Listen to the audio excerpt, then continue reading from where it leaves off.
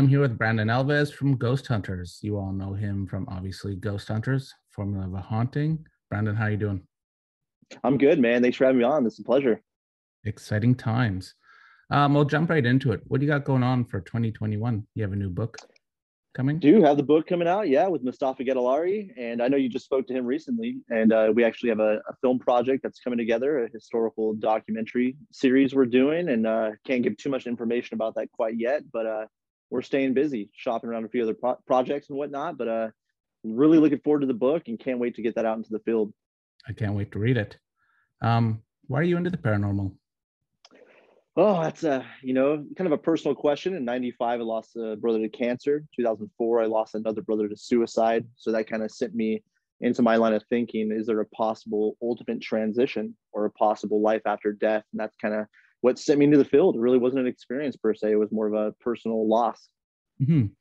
What was your first paranormal experience that you can remember? Ooh, that's I'd probably say Newhall Ranch House in Newhall, California. It was a location at Heritage Junction Park where I heard a disembodied voice of a woman when I was in the building by myself.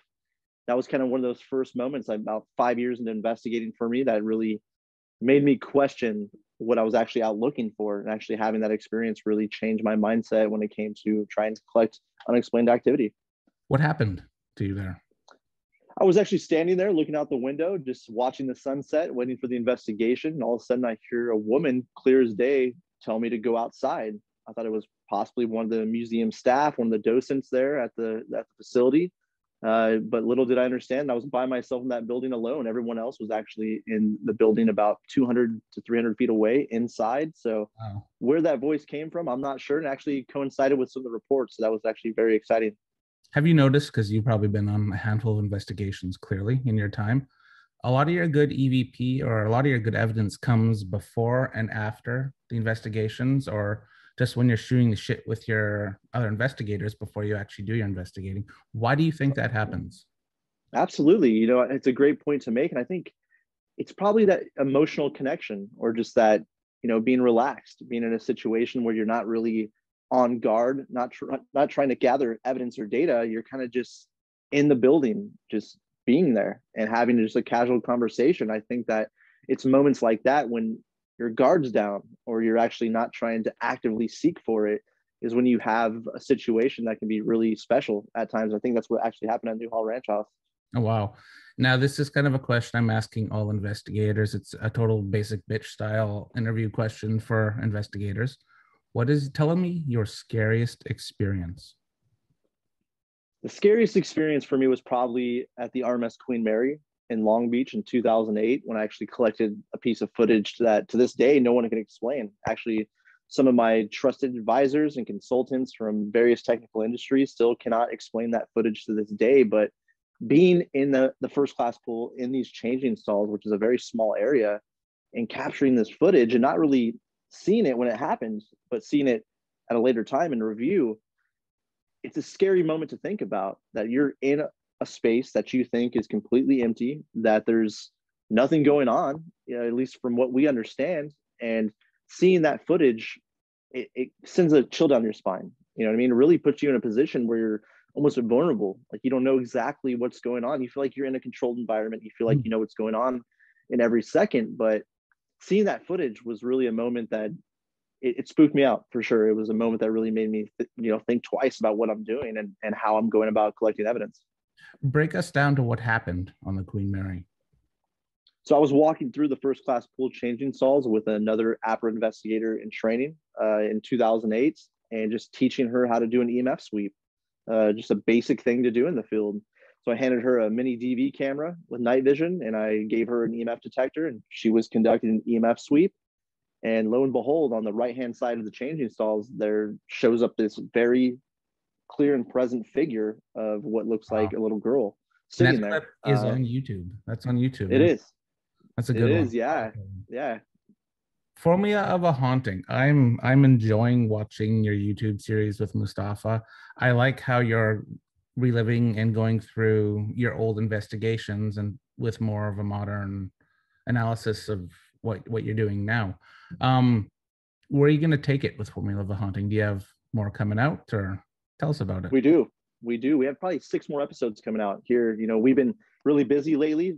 Fortunately, we've been very, very busy. But so we have some stuff in the works. We have a few episodes that are just close to being done. But again, it's going through. And so actually a really great companion to the upcoming book, because we're going through and looking at these investigations through a different lens and a different mindset, and seeing what worked for us in our methodology, our ethics, our standards, our protocol, and what didn't work, and showing the evidence that actually, gave us something that made us take that extra step into the scientific principle. So it's been very exciting.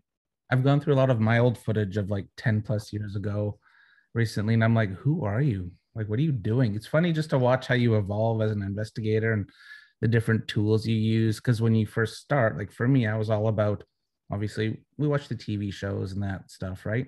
But when you network with different investigators or like-minded people, you educate yourself more on what real gear is versus fake waste of money gear. I'm not going to tell you how much money you probably, same with you, spent a lot of money on trial and error would be the term to use.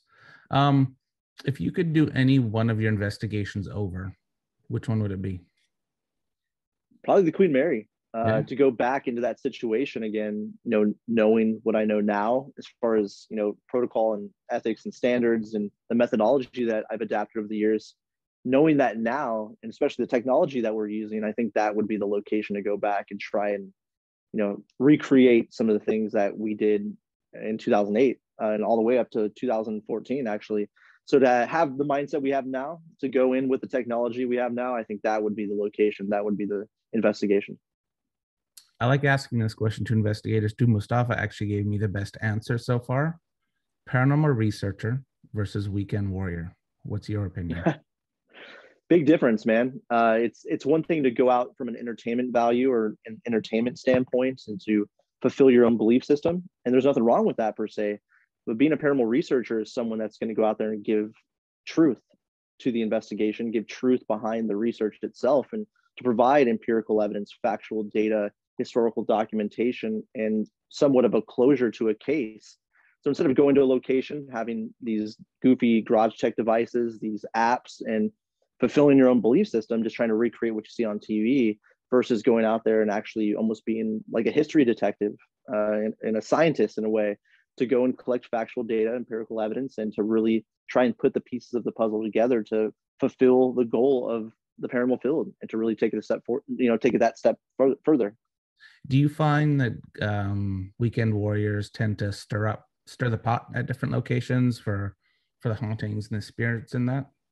I do. I think that, recreating a majority of what we see on TV could be a very dangerous situation, because there's no ethics involved, no standards. They're going into a location, recreating some of this nasty behavior from some of the shows, where you're taunting and just outright disrespecting what we believe to be spirits in a location, and having a mindset where you're just willing to do whatever it takes to get what you want out of the situation can be really detrimental, not only to the field as a whole, but to these locations, because who knows how that's perceived by the entities or spirits that are in a location. And that can really create a downward spiral for other teams going in there. And you never know when you set that moment in action when there's going to be a reaction later. And that's kind of a scary thing to think about. I agree. Now, you being a paranormal researcher, tell me about how you prepare for an investigation. Like what are your steps from the beginning, pre-investigation, to the beginning to the outcome? Well, historical research is so important to a location. Like, agree. Yeah. And that goes with what, Mustafa and I call the formula of a haunting. I think that we have to know every aspect of a location, from blueprints to Sanborn fire insurance maps to newspaper articles. Every form of documentation we can get our hands on is crucial to the investigation, to understand not only from a safety standpoint of a location and its layout, but to know the exact history associated with that place and what the repercussions may be associated with that history. And going in with the client as well and doing a thorough evaluation of these people, because that could be a dangerous situation for the team as well, not knowing if these people are stable, they're abusing alcohol, drugs, whatever it may be. There could be domestic violence in a location, child abuse, all kinds of different things. So the most research that you can conduct when it comes from historical documentation, client meetings and briefings, that's what you have to do prior to going in. That's a huge part of the investigation as well. Oh, I 100% agree, especially talking to the client and making sure they're okay. If you like, you know what I mean. Um, Being a figure in the paranormal field, you probably meet a lot of investigators, beginners to advanced style investigators. What advice do you give newbies in the field, especially ones hungry for gear? I'd have to say read as much literature as you possibly can about the subject prior to stepping foot in the field.